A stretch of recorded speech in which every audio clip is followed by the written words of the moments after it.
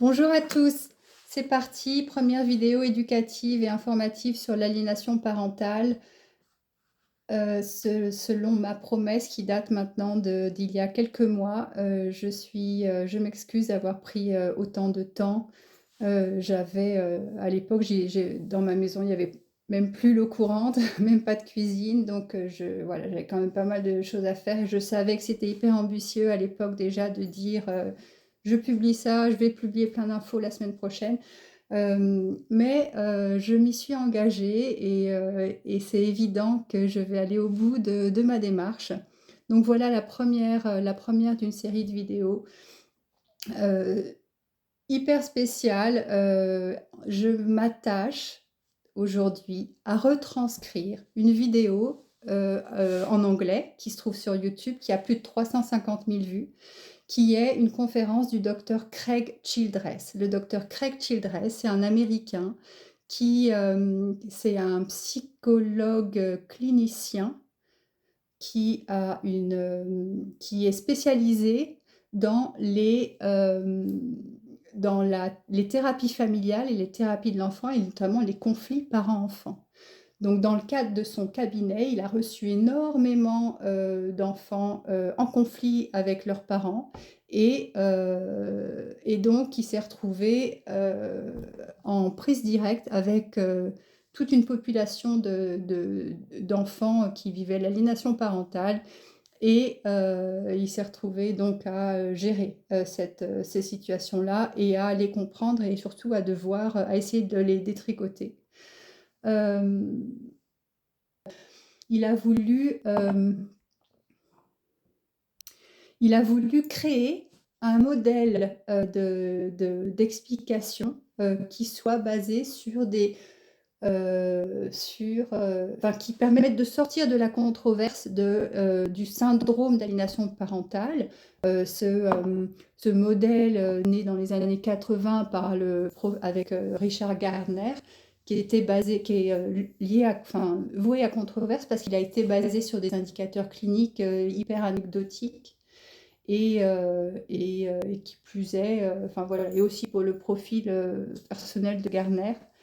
Et donc, toute l'explication est balayée, malgré cette réalité qui est que certains parents et enfants ne sont plus du tout en lien, pour des raisons qui semblent totalement ubuesques. Alors, et puis il dit aussi, Craig Childress, qu'après avoir entendu autant de débats hyper stériles, il est temps que chacun se responsabilise et se demande si il veut faire partie de la solution ou du problème. Et clairement, le professeur Childress, il veut faire partie de la solution. Donc, il a basé toute son explication sur la théorie de l'attachement. Donc, l'attachement, je reprends une définition, c'est le lien affectif dans lequel un individu est motivé à rechercher et à maintenir la proximité et le réconfort avec des personnes qui lui sont familières, et dans le cadre des enfants, avec ses parents. L'aliénation parentale, donc c'est des mécanismes par lesquels, ce sont des comportements qui viennent d'un des parents, qui se déchaînent de façon obsessionnelle contre l'autre parent de ses enfants, jusqu'à obtenir la rupture totale du lien entre ce parent cible et les enfants, sur base sans réelle justification. Et ce qu'explique le docteur Childress, c'est que ce parent, avec des comportements aliénants, il agit de la sorte du fait de troubles de la personnalité qui ont pris racine dans son propre système d'attachement et qui est le résultat de traumatismes liés à l'attachement. Et lors de la séparation des parents, ces traumatismes du parent aliénant sont réactivés. Ils deviennent une nouvelle, ils sont réactivés, reenactment. Et le traumatisme se reproduit. Oui, je parle de NPD, donc Narcissistic Personality Disorder en anglais. Donc, c'est ce qu'on appelle, enfin, en traduit, c'est les troubles de, de personnalité narcissique. Le spectre est ultra large, en fait. En français, on dit simplement pervers narcissique, qui est totalement euh, enfin, qui est beaucoup trop extrême en fait, parce que dans une personnalité neuropsychique, il peut y avoir des troubles, des comportements qui sont simplement liés à des troubles, et sur un spectre ultra large. Donc dans cette vidéo, je vais parler de NPD, si vous voulez bien. Et en fait, pour le parent aliénant, le fait que son époux devienne son ex-époux, il y a incapacité à garder ce que Childress appelle l'ambiguïté d'une relation, c'est-à-dire je n'aime plus cette partie de toi, tu n'es plus mon époux, mais je continue de considérer que tu es le parent de mes enfants.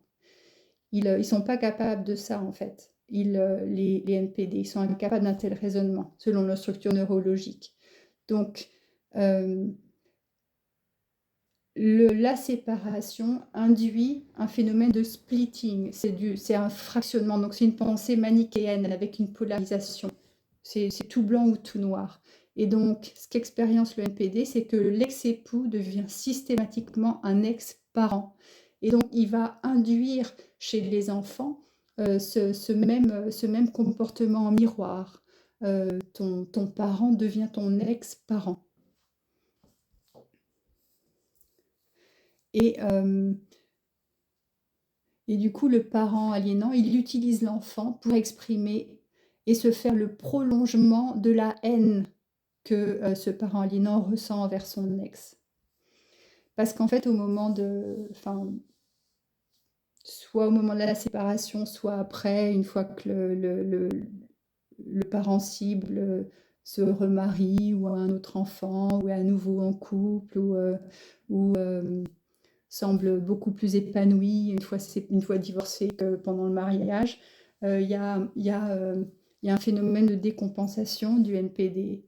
Et la façon dont un NPD décompense, c'est qu'il se lance dans un délire de persécution. Donc ils reconstruisent la réalité pour qu'elle soit en adéquation avec l'image qu'ils ont d'eux-mêmes. Parce qu'ils ne peuvent surtout pas être abandonnés. Ils ne peuvent surtout pas se sentir mal aimés, non aimés ou inadéquates. Et donc tout dans leur comportement, tout dans leurs paroles est compensation. Et notamment ce sentiment de grandeur qu'ils ont. Tout est grandiose, ils sont merveilleux, ils sont extraordinaires. C'est le côté extraordinaire du narcissique. Et, ils ne supportent pas l'idée en fait de se sentir humiliés ou de se sentir vulnérables. Et ils ont peur d'être perçus comme inadéquates. Et pour compenser ça, et en fait, c'est le parent cible qui du coup est menaçant parce que c'est le parent cible qui, en étant parti, en étant en distance, en étant plus heureux à l'écart, renvoie au NPD toute cette vulnérabilité à se sentir humilié, à ne pas se sentir à la hauteur, à se sentir inadéquate. Puisqu'en fait, il a remis en question tout ce sentiment de grandeur du NPD. Le système d'attachement. Le système d'attachement, donc c'est un système de motivation primaire qui dure tout au long de la vie et qui a été développé dans la race humaine depuis des millions d'années d'évolution. Et notamment parce que les prédateurs, dans la nature, les prédateurs s'attaquent aux plus faibles, aux plus vulnérables, aux plus âgés et aux plus jeunes. Et donc les enfants, pour se sentir, pour être protégés face aux prédateurs, se sont été motivés à créer des liens d'attachement forts avec leurs parents pour survivre, pour être protégés. et, pour ne pas mourir, en fait. Et donc, dans la théorie de l'attachement, il y a deux choses. Il y a, attendez, c'était. Il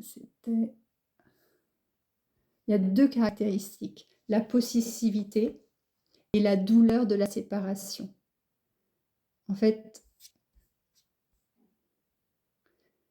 les parents sont vus par les enfants comme des individus uniques et qui sont interchangeables avec absolument personne d'autre. Et leur perte permanente causerait une douleur extrême, grief, en anglais c'est le chagrin, le deuil. C'est pour ça qu'on dit mon père, ma mère, et, et les parents ainsi sont interchangeables avec aucun autre individu. Vous entendez ma voix à ce moment-là? En fait, un enfant ne peut pas dire non, tu n'es plus ma mère. Ma mère maintenant, c'est elle. Non, c'est dans la théorie de l'attachement, ça n'existe pas.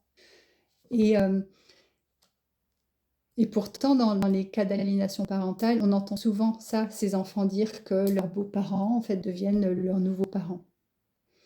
Ou alors, ils appellent leurs parents, leur père ou leur mère qui les rejettent, par leur prénom. Ils arrêtent de l'appeler papa ou maman.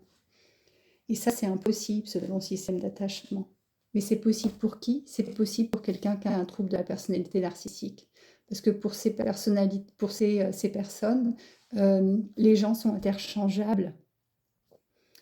Et donc, Childress explique que quand il entend un enfant à tenir de tels propos, il sait forcément que ça suggère que c'est un NPD qui influence l'enfant.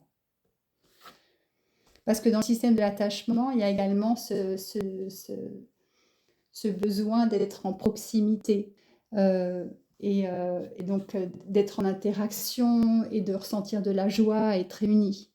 Et quand un enfant, et c'est ce que ressentira spontanément un enfant de façon quand il va aller quand il doit retrouver son autre parent dans le cas d'un divorce, en droit de garde alterné ou week-end sur 2, etc. Le moment des retrouvailles, c'est toujours un moment de joie à être réunis. Et si l'enfant ne peut pas ressentir cette joie à être réuni, ben son système d'attachement va répondre par du chagrin. Et si un enfant est en conflit avec son parent, en fait, il va tenir des comportements violents, des comportements de colère, des cris, etc. Mais qui sont des comportements de protestation qui sont destinés à créer une plus grande implication parentale et non le contraire. Parce que selon le système d'attachement, l'enfant veut établir un lien fort avec son parent. Jamais le contraire. Jamais. Il pose une autre vérité, Dr. Greg Childress, dans cette première vidéo. Il dit que, en fait, il y a un triptyque qui se met en place il y a un triptyque qui se met en place et à ce moment-là, l'aliénation parentale a lieu.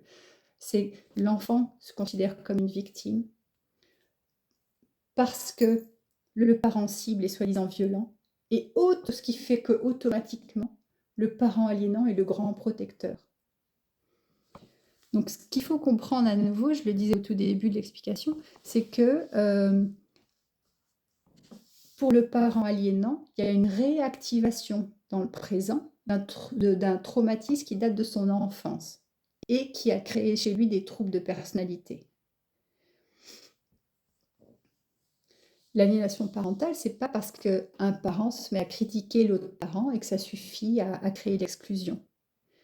Non, le parent aliénant, en réactivant son trauma et ce fractionnement qu'il a connu dans l'enfance, c'est tout bien ou tout mal, il induit des comportements chez l'enfant et parce qu'il se sent attaqué, en fait. Il se sent attaqué par le parent qui est parti. Et ils y croient, en fait. Ils croient vraiment que c'est une réalité. Ils croient vraiment qu'il y a une vraie menace, il y a un vrai danger à ce que le parent cible soit dans la vie de ses enfants. C'est un procédé de délire. Et c'est un processus psychotique. Et dès que le parent cible est défini comme abusif ou violent, eh bien, automatiquement, le parent aliénant devient un protecteur et ça se met en place tout seul. Donc en fait, pour que l'aliénation parentale fonctionne, l'enfant tient, ça ne fonctionne qu'à partir du moment où l'enfant se considère comme une victime. Dans la seconde vidéo que j'ai enregistrée, je vais vous donner plus d'exemples de ça. Childress, il rentre plus dans le détail. Et ce qu'il dit aussi dans celle-ci, c'est que du coup, en thérapie ou dans les salles d'audience, puisque sont mentionnées toutes ces allégations de violence, d'abus, de parents démissionnaires, de parents qui a désaffecté son rôle, etc.